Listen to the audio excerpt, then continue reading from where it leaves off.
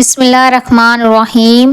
ایک بستی میں ایک بیوہ عورت رہا کرتی تھی۔ اس کی ایک 7 سال کی بچی تھی۔ وہ بیوہ عورت لوگوں کے گھروں میں برتن مانجھ کر اپنا اور اپنی بیٹی کا پیٹ بڑی مشکل سے پال رہی تھی۔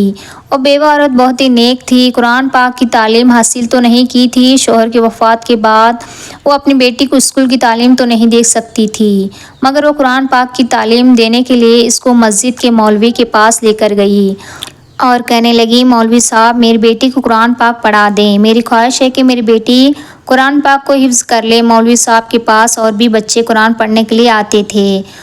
وہ بیوہ عورت اپنی یتیم بچی کو مولوی کے پاس چھوڑ کر خود لوگوں کے گھر کام کرنے چلی جاتی۔ شام کو گھر واپس آتی تو دیکھتی کہ اس کی بیٹی گھر واپس آ چکی ہوتی ہے۔ بیوہ عورت محنت کر کے بہت زیادہ تھک چکی ہوتی ہے، اس لیے اپنی بیٹی سے زیادہ بات چیت بھی نہ کرتی اور اپنی بیٹی کو کہتی کہ جلدی سو جاؤ اور مجھے بھی سونے دو، میں تھک چکی ہوں۔ کافی دن اسی طرح گزر گئے۔ صبح ہوئی، اس نے اپنی بیٹی کو کہا کہ جلدی سے اٹھو اور قرآن پاک پڑھنے کے لیے چلی جاؤ تاکہ تم لیٹ نہ ہو جاؤ اور مولوی صاحب تمہیں مارے نہ۔ صبح صبح وہ بچی ضد کرنے لگی، اماں مجھے نہیں جانا پڑھنے، میں مسجد میں نہیں جانا چاہتی۔ یہ سن کر اس کی ماں غصے میں آ گئی اور کہنے لگی، کیوں نہیں پڑھنا چاہتی؟ تیری خاطر میں لوگوں کے گھروں میں کام کرتی ہوں، برتن مانجتی ہوں، مگر پھر بھی تجھے اسکول کی تعلیم نہ دے سکی۔ اگر مفت میں مولوی صاحب تمہیں قرآن پاک پڑھانا چاہتے ہیں تو کیوں نہیں پڑھنا چاہتی؟ وہ بچی کہنے لگی، ماں میں تیرے ساتھ لوگوں کے گھروں میں جا کر برتن مانجھ لیا کروں گی، مگر مجھے مسجد میں مولوی کے پاس قرآن پڑھنے نہیں جانا۔ اس کی ماں نے اس کے منہ پر ایک زوردار تھپڑ مارا اور کہنے لگی، تجھے حافظ قرآن بنانا چاہتی ہوں، تجھے آسمان پر چمکتا ہوا دیکھنا چاہتی ہوں اور تو زمین کے خواب دیکھ رہی ہے۔ خبردار، آج کے بعد اگر ایسی بات اپنے منہ سے نکالی۔ اس کی ماں اس کا ہاتھ پکڑ کر اسے مسجد کی طرف لے جانے لگی۔ وہ بیوہ عورت اپنی بیٹی کو لے کر تیز قدموں کے ساتھ مسجد کی طرف جا رہی تھی اور ساتھ میں اپنی بیٹی کو ڈانٹ رہی تھی اور کہہ رہی تھی، اپنی پڑھائی کی طرف توجہ دیا کرو۔ خبردار، اگر میں نے مولوی صاحب کے منہ سے تمہاری کوئی شکایت سنی، میری تو خواہش ہے کہ تم حافظ قرآن بنو، اور تو ہے کہ تجھے اپنی ماں کی خواہش کا ذرہ بھی احساس نہیں۔ اس کی بیٹی مسلسل روئے جا رہی تھی۔ مسجد کا دروازہ بھی آ گیا۔ بیٹی نے ماں کا ہاتھ چھڑوانا چاہا، ماں مجھے نہیں پڑھنا، مولوی صاحب اچھے انسان نہیں ہیں، مگر اس کی ماں اپنی بیٹی کی بات کو ذرا سا بھی غور سے نہیں سن رہی تھی، نہ ہی اس کی بات کو تہہ تک جا رہی تھی۔ وہ یہی سمجھتے رہی کہ یہ بچی نہ پڑھنے کی وجہ سے ایسے بہانے کر رہی ہے۔ ماں اس کا ہاتھ کھینچتے ہوئے مسجد کے اندر لے گئی۔ اس گاؤں میں ایک چھوٹی سی مسجد تھی جہاں گاؤں کے مولوی بچوں کو قرآن پاک پڑھانے کے لیے آیا کرتا تھا۔ مولوی صاحب اس یتیم بچی کو روتے ہوئے دیکھ کر بری طرح گھورنے لگا۔ وہ بچی مولوی کی آنکھیں دیکھ کر ڈر گئی۔ اس کی آنکھوں سے آنسو جاری تھے۔ بچی کی ماں نے مولوی صاحب کو کہا، مولوی صاحب آپ میری بیٹی کو سمجھائیے کہ قرآن پاک پڑھنا انسان کے لیے کتنا ضروری ہے، میں تو اس کو روز کی ضد سے تنگ آ چکی ہوں۔ مولوی صاحب نے ایک نظر اس بچی پر ڈالی اور ایک اس کی ماں پر ڈالی اور کہنے لگا، میں آج بچی کو قرآن پاک پڑھانے کے بعد 1 گھنٹہ مسجد میں اس کو رکھوں گا اور اس کو سمجھاؤں گا کہ قرآن پاک پڑھنا کتنا ضروری ہے۔ یہ سن کر اس بچی کا رنگ فقط ہو گیا کہ ماں اپنی بیٹی کا ہاتھ مولوی کے ہاتھ میں دے کر اور خود مسجد سے باہر چلی گئی۔ وہ بیوہ عورت لوگوں کے گھروں میں جھوٹے برتن مانجا کرتی تھی۔ اس کے بعد یتیم بچی غمزدہ رہنے لگی، ذرا سی احد پر ڈر جاتی۔ وہ اپنی ماں کے ساتھ سویا کرتی تھی، اکثر نیند میں بڑبڑایا کرتی تھی کہ مولوی صاحب میرے ساتھ ایسا نہ کریں، خدا کے لیے میرے ساتھ ایسا نہ کریں۔ یہ یہی سمجھتے رہی کہ مولوی صاحب اس کو ڈانٹتے ہوں گے، اس لیے ایسا کر رہی ہے، لیکن اسے کیا پتا تھا کہ قصہ تو کچھ اور ہی تھا۔ جب بھی وہ بچی کو اپنے گھر آتے دیکھتی تو بچی ہمیشہ ڈری سہمی رہتی اور خاموش رہتی، اس کا چہرہ بھی زرد ہو رہتا، مگر اس کی ماں نے کبھی بھی یہ جاننے کی کوشش نہ کی آخر میری بیٹی اتنی خوف زدہ کیوں رہتی ہے، پھر قرآن پاک پڑھنے کے لیے کیوں نہیں جاتی۔ شاید اس کی ماں گاؤں کی ساری عورتوں کی طرح تھی، اسے تو اندازہ ہی نہیں تھا کہ اس کی بیٹی کی مسجد میں نہ جانے کی ضد آخر کیوں ہے۔ کیا مولوی صاحب کی حرکتیں ایسی ہیں؟ ایک مرتبہ اللہ کا کرنا ایسا ہوا، اس کی بیٹی مسجد سے واپس نہ آئی۔ اس کی ماں یہی سمجھ رہی تھی کہ شاید مولوی صاحب اس کو یہ سمجھا رہے ہیں قرآن پاک پڑھنا کتنا ضروری ہے، اس لیے دیر ہو گئی ہوگی۔ اب وہ بچی ہمیشہ مسجد سے دیر ہی آتی تھی۔ جب گھر آتی کمرے میں چلی جاتی اور رونا شروع ہو جاتی۔ اس کی ماں اس لیے اس سے نہیں پوچھتی کہ مولوی صاحب اس کو ڈانٹے ہوں گے اور اس لیے یہ رو رہی ہے۔ الٹا اس کی ماں پریشان ہو جاتی اور اللہ سے دعا کرتی، یا اللہ میری بیٹی کے دل میں قرآن پاک پڑھنے کا شوق پیدا کر دے۔ لیکن آج تو 2 گھنٹے ہو چکے تھے، ابھی تک وہ مسجد سے واپس نہیں آئی تھی۔ اس نے سوچا کہ میں خود جا کر دیکھتی ہوں کہ آخر میری بیٹی ابھی تک کیوں نہیں آئی۔ جیسے ہی مسجد کے دروازے پر وہ پہنچی تو ایک آدمی مسجد کا دروازہ بند کر رہا تھا۔ اس عورت نے اس سے پوچھا، میری بیٹی ابھی تک گھر واپس کیوں نہیں آئی؟ اس شخص کا رنگ اڑا ہوا تھا۔ اس کو کہنے لگا، آپ کی بیٹی میرے سامنے ہی تو گئی تھی، ابھی تک وہ گھر کیوں نہیں پہنچی؟ اتنی بات سن کر اس کی ماں کا دل کانپ کر رہ گیا۔ آخر میری بیٹی ابھی تک گھر کیوں نہیں پہنچی؟ اس شخص کو کہنے لگی، نہیں تمہیں کوئی غلط فہمی ہوئی ہے۔ ہمیشہ مولوی صاحب میری بیٹی کو دیر تک سمجھاتے رہتے ہیں تاکہ اس کے دل میں قرآن پاک پڑھنے کا شوق پیدا ہو۔ تم مسجد میں جا کر اندر دیکھو، مولوی صاحب سے پوچھو کہ میری بیٹی کہاں ہے۔ اس شخص کے چہرے کی تو ہمائیں اڑی ہوئی تھی، بار بار اپنے چہرے سے پسینہ صاف کر رہا تھا۔ اس نے کہا، دیکھو مسجد میں کوئی نہیں ہے، تم ایسا کرو مولوی صاحب کے گھر چلی جاؤ اور وہاں جا کر اس سے پوچھ لو۔ وہ بیوہ عورت اپنی بیٹی کے لیے بہت زیادہ پریشان تھی۔ مولوی صاحب کے گھر گئی۔ مولوی صاحب کی بیوی نے دروازہ کھولا اور کہنے لگی، مولوی صاحب تو ابھی تک گھر نہیں آئے، وہ ہمیشہ لیٹ آتے ہیں۔ مسجد میں بچوں کو پڑھانے کے بعد وہ گاؤں کے سردار کے بچوں کو پڑھانے جاتے ہیں۔ اتنی بات سن کر اس غریب عورت کا تو دل جیسے دھڑکنا ہی بند ہو گیا۔ وہ بہت زیادہ پریشان تھی۔ جیسے گھر پہنچی، سامنے جو منظر دیکھا تھا وہ ناقابل برداشت تھا۔ اس نے دیکھا کہ اس کی بیٹی سامنے چارپائی پر لیٹی ہوئی تھی۔ اس کی بکھری ہوئی اجڑی ہوئی حالت دیکھ کر اس کی ماں نے اس کو جلدی سے اپنے سینے سے لگایا اور جب دیکھا کہ اس کی بیٹی تو آخری سانسیں لے رہی تھی، اس کے سارے بال بکھرے ہوئے تھے، چہرے پر زخموں کے نشان تھے، اسے دیکھ کر اس کے دل میں برے برے خیالات آنا شروع ہو گئے۔ وہ کہنے لگی، بیٹی آخر تجھے کیا ہوا؟ تجھے کس نے مارا ہے؟ بڑی مشکل سے نفسی میں سر ہلایا اور کہا، مولوی صاحب نے میرے ساتھ یہ کہہ کر اس کی آنکھوں میں آنسو بہنے لگے۔ وہ آخری سانسیں لے رہی تھی۔ اس کی ماں کو بیٹی کی مسجد میں نہ جانے کی وجہ اب سمجھ میں آئی تھی۔ وہ اپنی بیٹی کو گود میں ڈال کر رونے لگی، کہنے لگی کہ بیٹا تو نے مجھے کیوں نہیں بتایا؟ اس وقت اس کی بیٹی اس کی باہوں میں دم توڑ چکی تھی۔ یہ دیکھ کر وہ ماں پاگلوں کی طرح رونے لگی۔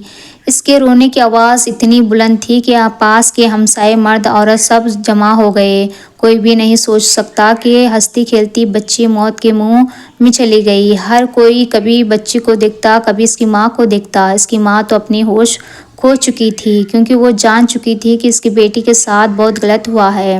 معصوم بچی کفن میں لپٹی پڑی تھی۔ پورا گاؤں اس بیوہ عورت کے گھر میں جمع تھا اور لوگ ایک دوسرے سے باتیں کر رہے تھے کہ بیچاری معصوم بچی مسجد میں قرآن پڑھنے کے لیے گئی تھی، راستے میں کسی نے اس کے ساتھ غلط حرکت کی اور یہ وہیں دم توڑ گئی۔ جب بیوہ عورت روتی ہوئی کچھ سنبھلی، اس نے لوگوں کی باتیں سنی تو کہنے لگی، کوئی اور نہیں، میں جانتی ہوں کہ میری بیٹی کے ساتھ یہ حرکت کس نے کی ہے اور میں ہر حال میں اس کو اس کے انجام تک پہنچا کر رہوں گی۔ میں اپنی بچی کو انصاف ضرور دلاؤں گی۔ وہ انسان نہیں، بھیڑیا ہے، بھیڑیا جو لوگوں کے سامنے نیک انسان بنا ہوا ہے۔ وہاں موجود تمام لوگ اس کو دیکھ رہے تھے اور حیرت میں تھے کہ مگر وہ کون ہے جس نے یہ حرکت کی تاکہ وہ اپنے بچوں کو بھی اس بھیڑیے سے انسان سے بچائے۔ تبھی مسجد کے مولوی صاحب اس کے گھر میں داخل ہوئے۔ مولوی صاحب کو دیکھتے ہی اس عورت کی آنکھوں میں خون اتر آیا اور بھاگ کر اس کا گریبان پکڑ لیا۔ جیسے ہی لوگوں نے اس کو مولوی صاحب کا گریبان پکڑا دیکھا، لوگ اس کو پیچھے کرنے لگے اور کہنے لگے کہ یہ تو کیا کر رہی ہے؟ آخر تو مولوی صاحب کے ساتھ ایسا کیسے کر سکتی ہے؟ وہ بیوہ عورت رو رو کر چیخ کر چلا کر کہہ رہی تھی، وہ یہی کہہ رہی تھی، جس نے میری بیٹی کو مار دیا، اس کو ذاتی کا نشانہ بنایا اور پھر مرنے کے لیے چھوڑ دیا۔ اگر مجھے پتا ہوتا کہ ایسا بھیڑیا ہے جو میری بیٹی کو نوچ نوچ کر مار ڈالے گا، میں اپنی بیٹی کو کبھی بھی اس کے پاس قرآن پڑھنے کے لیے نہ بھیجتی۔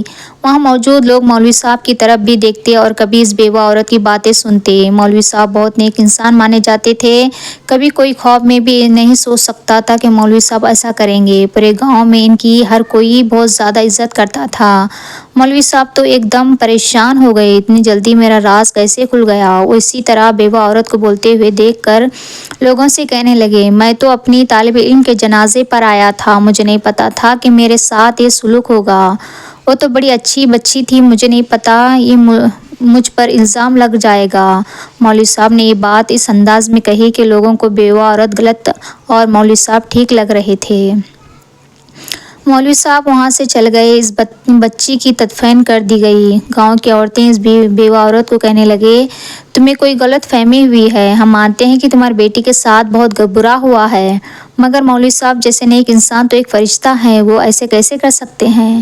مگر وہ بیوہ عورت اپنی ضد پر اڑی رہی کہ مرتے وقت میری بیٹی نے مولوی صاحب کا نام لیا تھا۔ لوگ کہنے لگے، مولوی صاحب تو سالوں سے بچوں کو قرآن پاک پڑھا رہے ہیں، مگر آج تک ایسا کوئی بھی شکایت نہیں لگی کہ میری بیٹی کے ساتھ انہوں نے یہ سلوک کیا ہے۔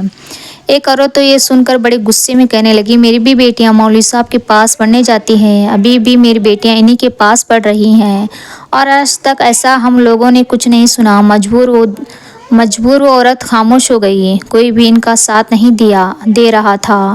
شاید کہ وہ برتن مانجنے والی تھی، اس کے سر پر کوئی وارث نہ تھا۔ وہ عورت اگلے ہی روز اٹھی اور روتے ہوئے وہاں کے سردار کے گھر چلی گئی۔ کافی دیر انتظار کرنے کے بعد آخرکار سردار نے اس کو اپنے پاس بلایا۔ اس نے پوری بات سردار کو بتائی۔ اس کی بات سردار سن کر کہنے لگا، میری بس کی بات نہیں ہے، تم گاؤں کے قاضی کے پاس چلی جاؤ، وہی فیصلہ سنا سکتا ہے۔ یہ بات سن کر پریشان ہو گئی، یہ بات تو میں ہی جانتی ہوں۔ سردار کے سامنے ہاتھ جوڑ کر کہنے لگی، خدا کے لیے میری مدد کریں، میری بیٹی کو انصاف دلائیں، ان کے سب معاملات کا مجھے نہیں پتا۔ سردار نے اس کو قاضی کا پتہ دے دیا اور اس کے پاس وہ چلی گئی اور جا کر پوری بات بتائی۔ قاضی کہنے لگا، معاملے کی تہہ تک جانے کے لیے تمہیں کچھ پیسے دینے پڑیں گے، اور عورت کہنے لگی، پیسوں کی فکر آپ نہ کریں، آپ کو جتنے پیسے دینے ہوں گے میں دے دوں گی، مگر کچھ بھی کرو آپ میری بیٹی کو انصاف ضرور دلائے گا۔ ظالم مولوی صاحب نے میری بیٹی کو موت کے گھاٹ اتار دیا، اور اس کے بعد اس عورت نے اس سے پہلے اپنے شوہر کی آخری نشانی سونے کا لاکٹ اور بالیاں بیچ کر اس کی ساری رقم قاضی کو لا کر دے دی۔ قاضی نے اس مولوی کو عدالت میں بلایا تو کبھی سوچ بھی نہیں سکتا تھا کہ بیوہ عورت اسے یہاں تک لا سکتی ہے۔ مولوی کو بہت ہی بڑا جھٹکا لگا کہ آخرکار برتن مانجنے والی عورت بھی اس کو اس عدالت میں پہنچا سکتی ہے۔ پورا گاؤں اس بیوہ عورت پر تھو کر رہا تھا، وہ نیک مولوی عدالت کو تک کیوں چلا گیا؟ بیٹی تو مر چکی ہے، اتنے نیک اور اچھے مولوی صاحب کے اوپر اتنا بڑا کیس کر دیا۔ سب لوگ حیران تھے کہ کیس کرنے کے لیے اس کے پاس پیسے کہاں سے آئے۔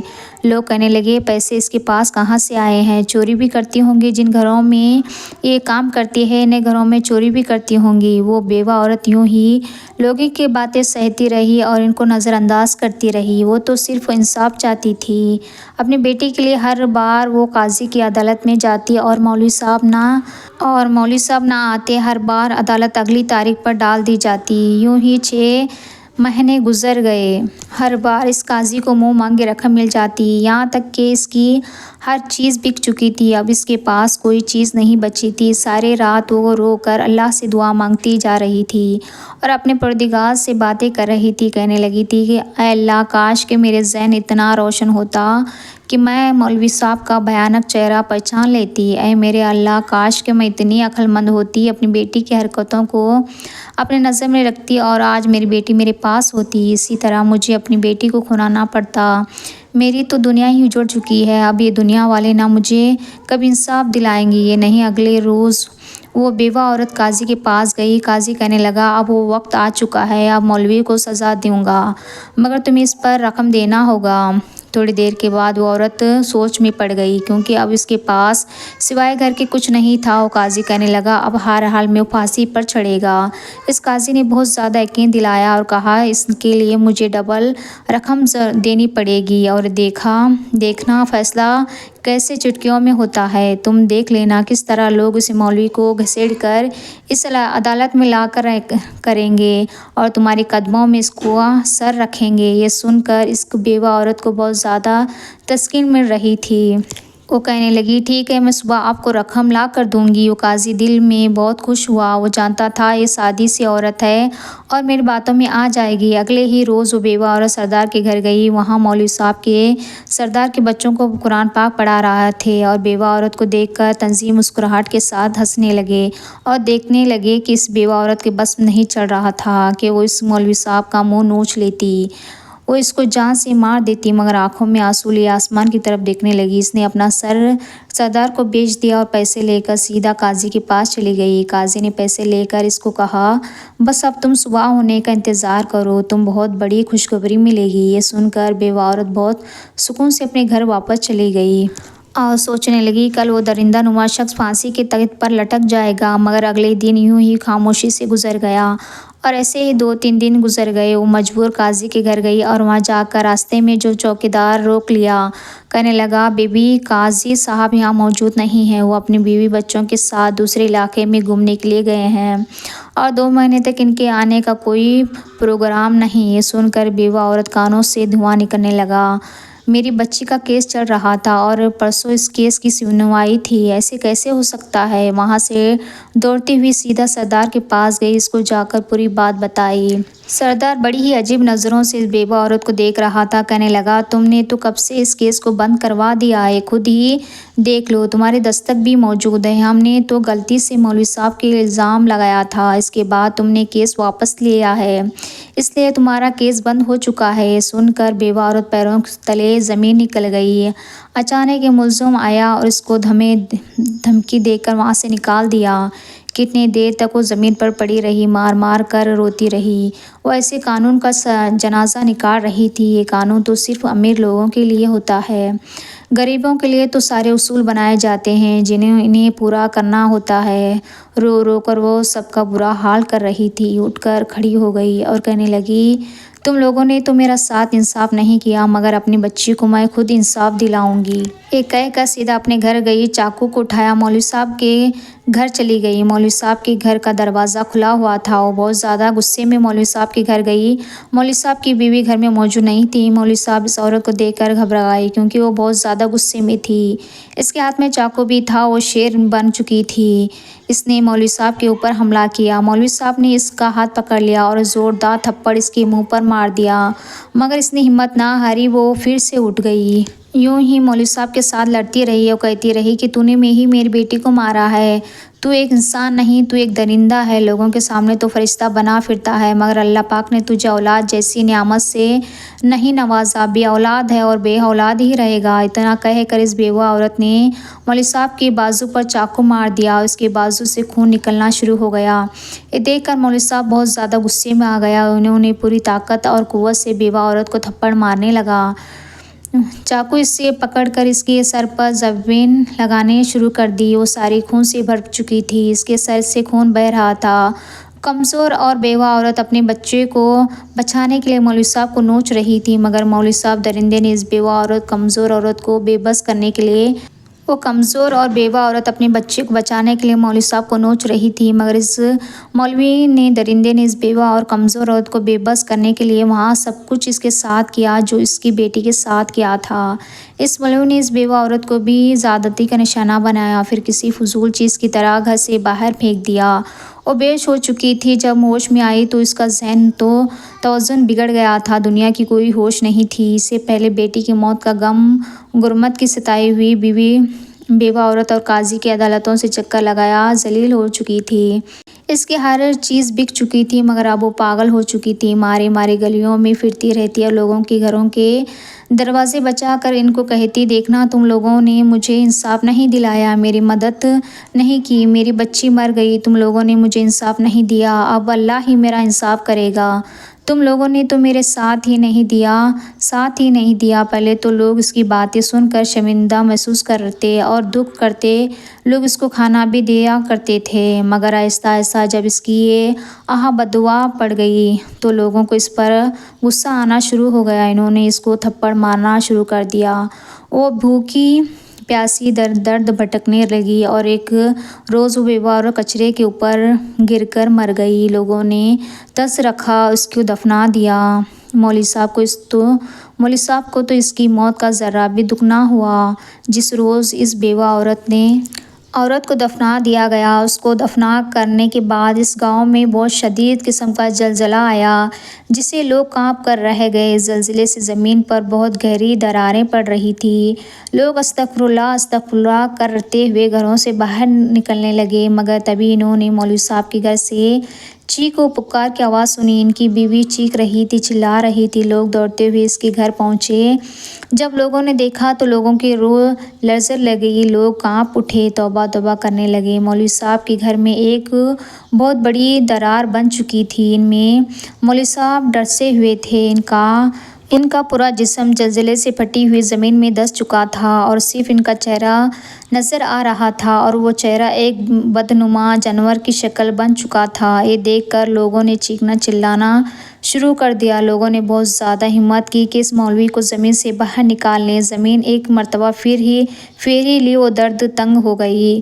خون اس درار سے باہر نکلتا ہوا آ رہا تھا اور دیکھتے ہی دیکھتے مولوی صاحب اس درار میں غائب ہو گئے۔ اس منظر کو دیکھ کر لوگ اور ڈر گئے اور سہم چکے تھے۔ یہ واقعہ اخبار میں بھی چھپ چکا تھا اور مختلف کتابوں میں بھی لکھا گیا ہے۔ یہ منظر دیکھ کر لوگ سمجھ چکے تھے کہ یہ اس بیوہ عورت کی بددعائیں تھیں اور مولوی صاحب پر اللہ کا عذاب تھا۔ نہ صرف اس یتیم بچی کے ساتھ زنا کیا تھا جس کی وجہ سے اللہ کا ان پر عذاب آیا۔ مولوی صاحب لوگوں کے سامنے ایک فرشتہ بنے ہوئے تھے مگر وہ اللہ کے عذاب سے نہ بچ سکے۔ استغفر اللہ۔ پیارے دوستو، اپنے بچوں کا خیال رکھا کریں، وہ کہاں جاتے ہیں اور ان کو پڑھانے والے قاری کیسے ہیں۔ میں ہر قاری کی بات نہیں کر رہی، کچھ قاری ایسے ہوتے ہیں جن کی حرکتوں کو بچے محسوس کرتے ہیں۔ آپ کا بچہ آپ سے شاید کچھ کہنا چاہتا ہو جو اپنی زبان سے بیان نہیں کرنا چاہتا۔ میں امید کرتی ہوں کہ اس ویڈیو سے آپ کو ضرور کوئی نہ کوئی سبق حاصل ہوا ہوگا۔ آج ہم سب مل کر اپنے بچوں کی عزت کی